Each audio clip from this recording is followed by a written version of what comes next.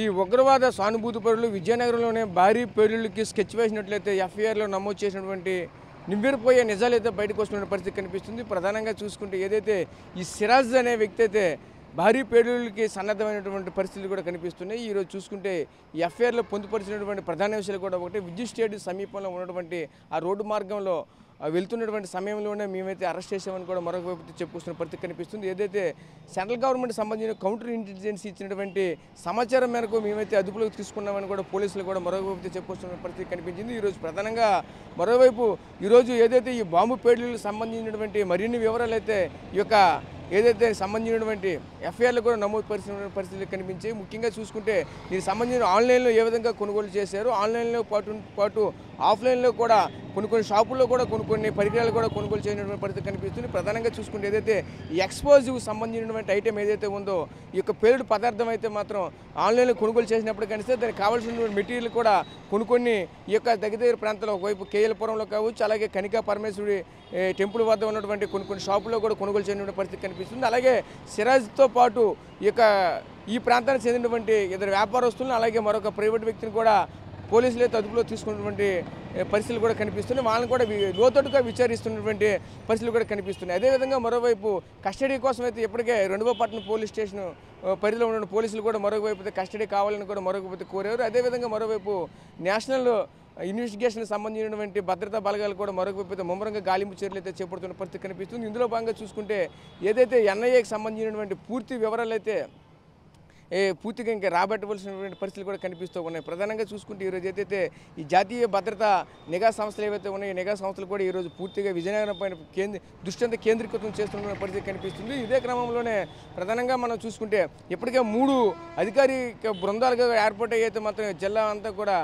జల్లిడి పడుతున్నటువంటి పరిస్థితులు కూడా కనిపిస్తున్నాయి. ముఖ్యంగా చూసుకుంటే ఏదైతే ఈ సిరాజ్కి సంబంధించినటువంటి ఆ ఫ్యామిలీకి సంబంధించిన బ్యాంక్ అకౌంట్లో మరొక అయితే చెక్ చేస్తున్నటువంటి తరుణంలో అదేవిధంగా ముఖ్యంగా ఆ మొబైల్లోనే అలాగే ఏదైతే అక్కడి నుంచి అయితే మాత్రం స్వాధీనం చేసుకున్నటువంటి ల్యాప్టాప్లోన కీలక అంశాలు కూడా మరోవైపు అయితే మాత్రం వస్తున్నటువంటి పరిస్థితులు మనకు కనిపిస్తున్నాయి. ఏదైతే ఎక్స్ప్లోజివ్ ఏదైతే ఉంది, పేలుడు పదార్థం ఏదైతే ఉంది, పేలుడు పదార్థానికి సంబంధించినటువంటి మరిన్ని వివరాలు కూడా రాబట్టే పరిస్థితులు కూడా కనిపిస్తున్నాయి. దీనిలో భాగంగా చూసుకుంటే హైదరాబాద్కు చెందినటువంటి వ్యక్తి, అలాగే వరంగల్ చెందినటువంటి వ్యక్తి, అలాగే దీంతో పాటు ఉత్తరప్రదేశ్ సంబంధించిన బీహార్ సంబంధించినటువంటి వ్యక్తులతో పాటు ఎవరెవరితో ఏ ట్రాన్సాక్షన్లు జరిపారు, ఎన్ని విధాలుగా వాళ్ళతో పాటు చర్చలు జరిపారని కూడా మరిన్ని వివరాలు కూడా రాబెడుతున్న పరిస్థితి కనిపిస్తుంది. ముఖ్యంగా చూసుకుంటే ఈరోజు వీళ్ళతో పాటు వీళ్ళ వెనకాల ఎవరున్నారు, వీళ్ళని ఎవరు ప్రేరేపణ చేస్తున్నారు, ముఖ్యంగా ఆ కోణంలో అయితే మాత్రం ఈరోజు ఇన్వెస్టిగేషన్లో మరింత ముమ్మరం చేస్తున్న పరిస్థితి కనిపిస్తుంది. ఏదేమైనప్పటికీ సరే ప్రెసిడెంట్ కస్టడీలోకి ఇస్తే తప్పగానే మేమైతే పూర్తి వివరాలు కూడా రాబెట్టలేమంటూ కూడా మరొక వైపు చెప్పుకొస్తున్న పరిస్థితి కనిపిస్తుంది. ముఖ్యంగా చూసుకుంటే ఏదైతే సిరాజ్ మొబైల్లో ఉన్నటువంటి కీలక డేటాను అయితే ఆధారంగా చేసుకుని ఎవరెవరితో టచ్లోకి వెళ్ళారు, ఎవరెవరితో ఏం మాట్లాడారు, అలాగే ఎవరెవరితో చాటింగ్ చేశారు అనేవి కూడా మరింత నివిరిపోయే నిజాలు కూడా బయటకు వస్తున్న పరిస్థితులు అయితే కనిపిస్తుంది. ఇదే క్రమంలోనే చూసుకుంటే దీనికి సంబంధించినటువంటి ఏదైతే ఆ మొబైల్లో ఇన్స్టాల్ చేసినటువంటి ఇన్స్టాగ్రామ్ కావచ్చు, టెలిగ్రామ్ కావచ్చు, అలాగే సిగ్నల్కి సంబంధించినటువంటి యాప్లు కావచ్చు, ఇలా పలు యాప్లను కూడా దీనిలో ఇన్స్టాల్ చేసి అయితే ఆ యాప్లు గుండా అయితే మాత్రం మరిన్ని సమాచారం కూడా ఒకరి నుంచి ఒకరికి ఫార్వర్డ్ చేసుకునే పరిస్థితి అయితే మనకు కనిపించింది. ఇదే క్రమంలో చూసుకుంటే సౌదీ అరేబియాకి సంబంధించినటువంటి కొంతమంది ఆ హ్యాండ్లర్ల ఆదేశం ఇంకా రాలేదని మాత్రం ఎదురు చూస్తున్నటువంటి పరిస్థితులు కూడా మరొక చెప్పుకొస్తున్నటువంటి నేపథ్యం అయితే కనిపించింది. ఇదే క్రమంలోనే ముఖ్యంగా చూసుకుంటే మన జిల్లాలోనే కాకుండా ఎక్కడైతే ఎక్కువగా రద్దీగా ఉన్నటువంటి ప్రాంతాలు ఎక్కడైతే ఉంటాయో ఆ ప్రాంతాల్లోనే పెట్టే అవకాశాలు కూడా ఎక్కువగా ఉన్నాయంటూ మరొక వైపు చెప్పుకొచ్చారు. అదేవిధంగా ముఖ్యంగా చూసుకుంటే ముఖ్యంగా విజయనగరం జిల్లాలో చూసుకుంటే ఎందుకంటే ఇక్కడ పోలీసులు కానీ ఇక్కడ ఎవరికి కూడా తెలియదు, సైలెంట్గా ఉంటాయి. ఈ ప్రాంతం అంతా కూడా చాలా శాంతియుతంగా ఉంటుంది, పీస్ఫుల్గా ఉంటుంది, ఒక సేఫెస్ట్ ప్లేస్గా భావించి ఈ ప్రాంతంలోనే దీనికి సంబంధించినటువంటి ప్రతి ఒక్క పరికరాలను కూడా తీసుకుని రిహర్సల్ చేసే ప్రయత్నాలు కూడా చేశారు. ఫస్ట్ ఆఫ్ ఆల్ ఈ రిహర్సల్ చేసే ప్రయత్నంలోనే సిరాజ్ అయితే పూర్తిగా విఫలమైనటువంటి పరిస్థితి కనిపించింది. ఇదే క్రమంలోనే పోలీసులకి వెంటనే సమాచారం అందడంతో వెంటనే ఆ వెళ్తున్నటువంటి తరుణంలో ఏదైతే విద్యుత్ స్టేడియం అయితే మాత్రం ఉంటుందో విద్యుత్ స్టేడియంకి వెళ్ళే మార్గ మధ్యలోనే వెంటనే సిరాజ్ని అయితే అదులోకి తీసుకునే పరిస్థితి మనకు కనిపించింది. ముఖ్యంగా చూసుకుంటే ఎక్కడి నుంచి కూడా ఏదైతే రాకెట్ లాంచింగ్ కూడా ఎక్కడి నుంచో తీసుకుని వెళ్ళాలి అంటే దానికి సంబంధించిన కూడా సోషల్ మీడియాలో కూడా ఏ విధంగా దాన్ని తయారు చేయాలి, దానికి సంబంధించినటువంటి పరికరాలు ఏముండాలి అని కూడా మరొక చూసే ప్రయత్నం కూడా జరిగింది. దీనికి సంబంధించినటువంటి పరికరాలు ఏవైతే ముఖ్యంగా దానికి కావాల్సిన పీవీసీ పైపులు అలాగే గమ్ము, పీవీసీ గమ్ము కూడా దీనికి పూర్తిగా అవన్నిటిని కూడా భద్రపరిచి దీనికి సంబంధించిన ఒక బాక్స్లో తయారు చేసి, అంటే ఒక టిఫిన్ బాక్స్ లాంటి ఒక బాక్స్లో తయారు చేసి ఆ బాంబుల్ని తీసుకుని వెళ్ళి విడిచిపెట్టే క్రమంలోనే ఈ యొక్క ప్రయత్నాలన్నీ జరిగాయి. ఇవన్నీ క్రమంలోనే చూసుకుంటే ఈరోజు ఇవన్నీ కూడా విఫలం కావడంతో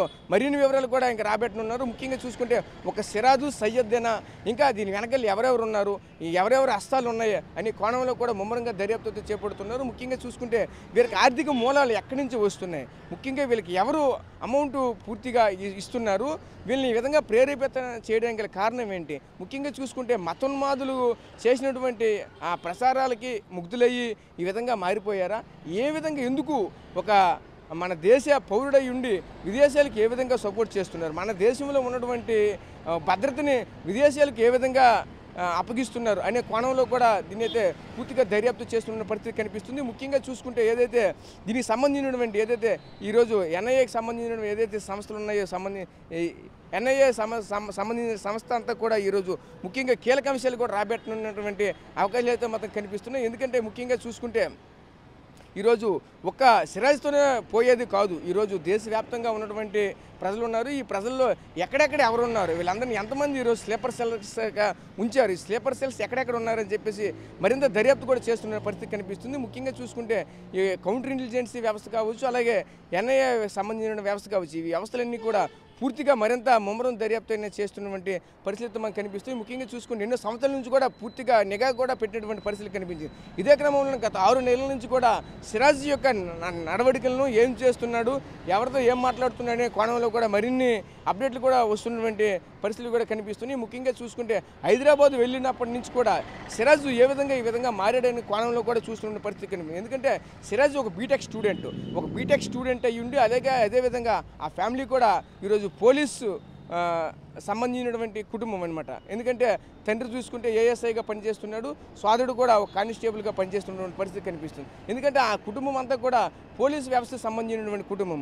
అలాంటి కుటుంబంలోనే ఇలాంటి వ్యక్తి ఏ విధంగా వచ్చాడని కూడా ప్రతి ఒక్కరిని కూడా ఒక ప్రశ్నార్థంగా మారిన పరిస్థితి కనిపిస్తుంది. అదేవిధంగా భద్రతా పరంగా చూసుకుంటే మాత్రం ఆ యొక్క కుటుంబంలోనే పోలీసు వ్యవస్థ కూడా ఉంది కాబట్టి ఏమైనా సరే మన సంబంధించిన కొన్ని రహస్యాలు ఏమైనా సరే ఇతరులు చేరవేశారు అనే కోణంలో కూడా మరింత డెప్త్గా చూసుకొస్తున్న పరిస్థితులు కూడా కనిపిస్తున్నాయి. ముఖ్యంగా చూసుకుంటే ఇటువంటి దర్యాప్తు క్రమంలోనే ఏ విధంగా జరుగుతున్నది, అసలు ఏం జరుగుతున్నది కూడా ప్రజలంతా కూడా ఆసక్తిగా చూస్తున్న పరిస్థితి కనిపిస్తుంది. ముఖ్యంగా చూసుకుంటే ఈరోజు ఈ ఉగ్రవాద కలకలం అనేది ఈరోజు ఉత్తరాంధ్రలోనే కాకుండా దేశవ్యాప్తంగా కూడా కలకలం రేపుతున్నటువంటి పరిస్థితి మనకు కనిపిస్తుంది. ఇంత ప్రశాంతంగా ఉన్నటువంటి విజయనగరం ప్రాంతంలోనే ఈ విధంగా ఉగ్రమోగలకి సంబంధించినటువంటి ఈ నీడలు ఎక్కడే ఉన్నాయా అని ప్రతి ఒక్కరు కూడా నివ్వెరపోయేటువంటి పరిస్థితులు కూడా కనిపిస్తున్నాయి. ఏదైతే ఈ నెల 16వ తేదీన ఈ యొక్క బాంబ్ బ్లాస్టింగ్ సంబంధించినటువంటి రేస్లకు సంబంధించినటువంటి ఐటెంలు పట్టుకుని వెళ్తున్న తరుణంలో సిరాజ్ ఈరోజు పోలీసులు పట్టుబడడంతో మరిన్ని వివరాలు కూడా రాబెడుతున్నటువంటి పరిస్థితులు కనిపిస్తున్నాయి. ప్రస్తుతం చూసుకుంటే విశాఖ సెంట్రల్ జైలునైతే మాత్రం ప్రస్తుతానికైతే సిరాజ్ సయ్యద్ కూడా ప్రజెంట్ అయితే అక్కడైతే ఉన్నారో, అక్కడ నుంచి అయితే మాత్రం ఇప్పటికే రెండవపట్నం విజయనగరం సంబంధించిన రెండవపట్నం పోలీస్ స్టేషన్ పరిధిలో ఉన్న పోలీసులు కూడా ఒకవైపు అయితే కస్టడీ కోరినప్పటికీ కూడా కోర్టులో వాదనలు విన్నారు. ప్రజెంట్ అయితే మాత్రం దీన్ని అయితే రిజర్వ్ చేశారు. అంటే ఈ రోజు వస్తుందో రేపు వస్తుందో తెలియదు, కానీ ఏ రోజైతే వస్తుందో ఆ రోజు నుంచి అయితే మాత్రం ఖచ్చితంగా వీళ్ళైతే కస్టడీలో తీసుకుని మరిన్ని వివరాలు రాబెట్టనున్నది. ఒకవేళ కస్టడీకి ఇస్తే 7 రోజులు ఇవ్వాలా 5 రోజులు ఇవ్వాలి అనేది కూడా దాని మీద కూడా కులంకుశంగా క్షుణ్ణంగా పరిశీలిస్తున్నటువంటి పరిస్థితులు కూడా కనిపిస్తున్నాయి. ఏదేమైనా సరే వీళ్ళు బయటకు వస్తే తప్పకనే మరిన్ని వివరాలు బయటికి వచ్చే పరిస్థితులు కూడా కనిపించట్లేదని పలువురు విశ్లేషకులు కూడా చెప్పుకొస్తున్న పరిస్థితులు కనిపిస్తున్నాయి. ప్రస్తుతం ఇది విజయనగరంలో తాజా పరిస్థితి. కెమెరా పర్సన్ నాయుడుతో రాజేష్, RTV విజయనగరం నుంచి. For latest updates on India Pakistan, download RTV Live app.